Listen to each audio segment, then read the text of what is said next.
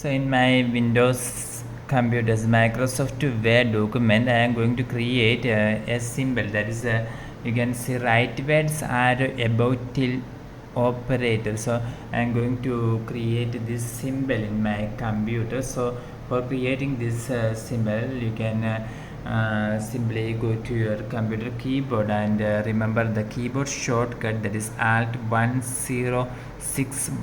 Okay, I'll show you how to create this symbol.